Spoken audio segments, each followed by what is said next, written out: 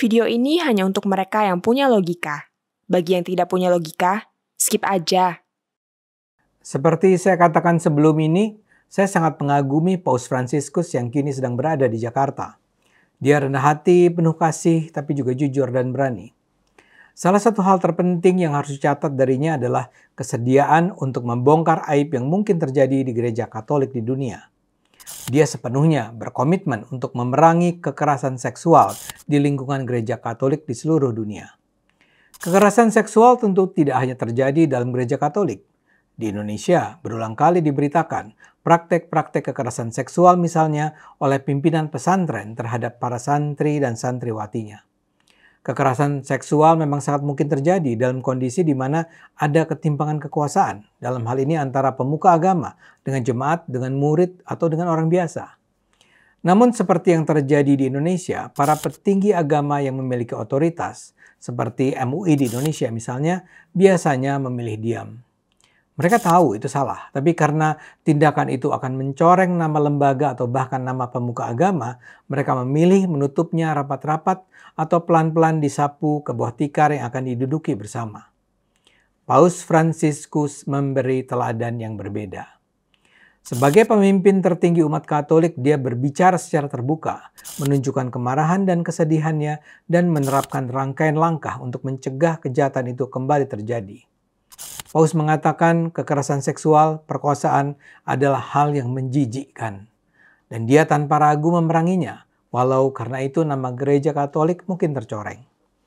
Skandal pelecehan yang merusak reputasi gereja Katolik telah menjadi salah satu tantangan terbesar bagi Paus Fransiskus. Sejak dia diangkat sebagai pemuka tertinggi Katolik pada 2013, Paus Fransiskus harus menghadapi laporan dan pengaduan tentang praktek-praktek kekerasan seksual di gereja. Sebagian besar kasus sudah terjadi jauh hari sebelum Paus menempati posisinya. Namun, kehadiran Paus seperti membuka keberanian bagi banyak pihak untuk bicara. Kasus kekerasan seksual yang dituduhkan bahkan juga menyangkut nama-nama terkenal. Salah satu nama terkenal di mata orang Indonesia adalah pemenang hadiah Nobel Perdamaian dan pahlawan kemerdekaan Timor Leste, Uskup Carlos Ximenez Belo yang pada 2019 dituduh melakukan pelecehan seksual terhadap anak laki-laki. Di bawah Paus, Vatikan segera menjatuhkan rangkaian sanksi terhadap sang uskup. Uskup Belo dilarang melakukan pelayanan sebagai pemuka Katolik, serta dilarang melakukan kontak dengan anak di bawah umur. Paus Fransiskus dianggap mengambil jalan berbeda dari paus-paus sebelumnya yang cenderung menutup-nutupi skandal yang terjadi di gereja. Paus Benediktus XVI misalnya, yang diganti oleh Paus Fransiskus pada 2013, dianggap cenderung melindungi citra gereja dan bukan mengupayakan pengentasan kekerasan seksual secara sistematis. Sebuah organisasi penyintas pelecehan seksual pendeta SNAP menyatakan Paus Benediktus membawa serta rahasia-rahasia tergelap gereja selama berdekade-dekade ke kuburan bersamanya. Dalam hal ini, Paus Fransiskus memberikan teladan yang terpuji. Ketimbang menutupi, Paus justru mengangkat kasus-kasus ini secara terbuka dan mendorong semua pihak yang peduli dan punya informasi tentang kasus-kasus yang ada untuk menyampaikannya kepada gereja. Paus harus menerima kenyataan bahwa kekerasan seksual itu sudah berlangsung selama puluhan tahun. Paus secara konsisten meminta pemeluk Katolik menolak dan melawan paham klerikalisme. Klerikalisme adalah sebuah paham yang menganggap bahwa pendeta dan uskup memiliki hak istimewa, wewenang, dan hak prerogatif. Klerikalisme juga meyakini bahwa pendeta dan uskup harus diperlakukan sebagai bangsawan yang menuntut rasa hormat dan kepatuhan. Cara pandang semacam itu menurut Paus harus ditolak, karena itu justru menyuburkan kejahatan seksual di gereja.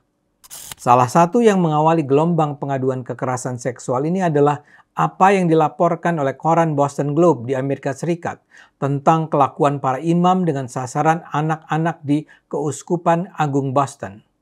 Kekerasan di Boston itu kemudian dilayar-lebarkan dalam film Spotlight pada 2015 yang memperoleh penghargaan sebagai film terbaik dalam ajang Academy Award tahun itu. Setelah itu, laporan serupa datang dari berbagai penjuru dunia. Misalnya, sebuah penyelidikan mendalam di Prancis menunjukkan bahwa banyak pastor Prancis melecehkan lebih dari 200.000 anak selama 70 tahun terakhir. Puncak pelecehan adalah pada 1950 sampai 1970, namun kembali muncul di awal 1990-an. Kejahatan itu terungkap karena banyaknya korban yang berani bicara terbuka tentang kebejatan para pastor Katolik selama berpuluh tahun. Secara tegas, Paus meminta gereja Katolik di Prancis untuk bertanggung jawab atas apa yang telah terjadi. Ini adalah saat yang memalukan, katanya. Ia meminta para uskup untuk melakukan segala upaya untuk memastikan bahwa tragedi serupa tidak terjadi lagi. Paus juga telah mengungkapkan rasa terima kasihnya kepada para korban atas keberanian yang mereka miliki untuk maju dan mengadukan apa yang telah mereka alami. Dan apa yang terjadi di Prancis hanyalah sebagian dari gunung es sesungguhnya. Jangan salah, berbagai penelitian dilakukan menunjukkan mayoritas pastor dan imam sama sekali tidak terlibat dalam kasus seksual. Sebuah penelitian di Amerika Serikat menyebutkan bahwa pada tahun 1960 sampai 2004 ada sekitar 800 kasus pelecehan seksual pada anak. Sementara penelitian pada 1999 menunjukkan bahwa ada sekitar 6% imam terlibat dalam kasus pelecehan. Dengan kata lain, mayoritas pastor dan imam tidak melakukan tindakan keji itu. Tapi jumlah kasus ini jelas mengkhawatirkan. Karena itulah Paus Fransiskus menyatakan gereja harus memerangi kejahatan seksual yang biadab ini. Paus mengeluarkan kewajiban baru bagi seluruh uskup, pastor, imam, dan jemaat gereja untuk melaporkan masalah pelecehan seksual yang diketahui mereka dan bukan berupaya menutupi kejahatan itu.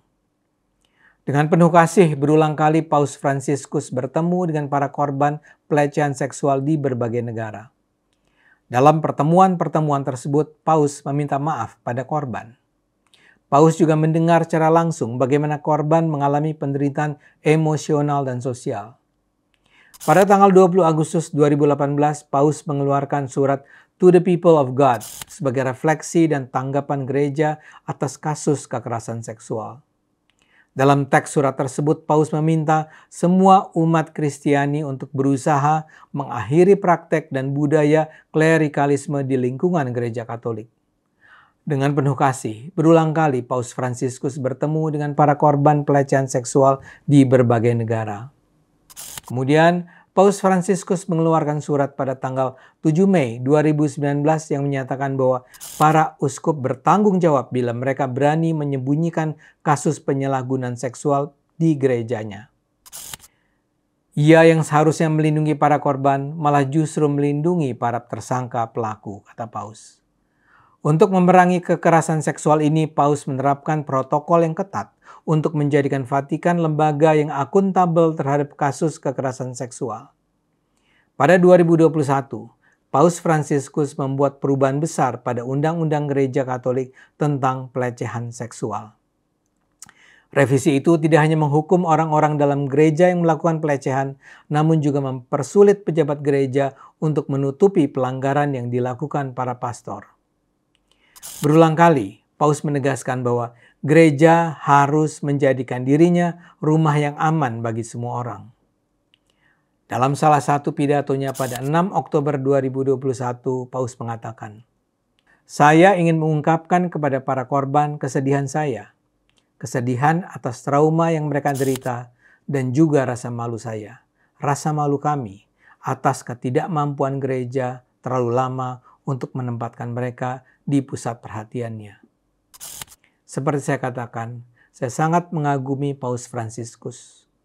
Kalau saja keteladanan Paus bisa diikuti para pemuka seluruh agama dunia, saya yakin agama memang akan menjadi jawaban bagi persoalan-persoalan yang dihadapi masyarakat dunia.